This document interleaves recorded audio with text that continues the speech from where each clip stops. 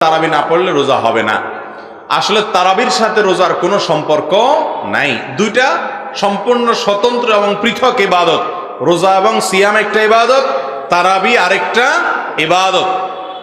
যদি কেউ কোনো কারণে তারাবি পড়তে না পারে, তারপরও তাকে ওই দিনের রোজা রাখতে হবে। তারাবিটা হলো সুন্নাত আর রোজা রাখাটা হলো ফরজ।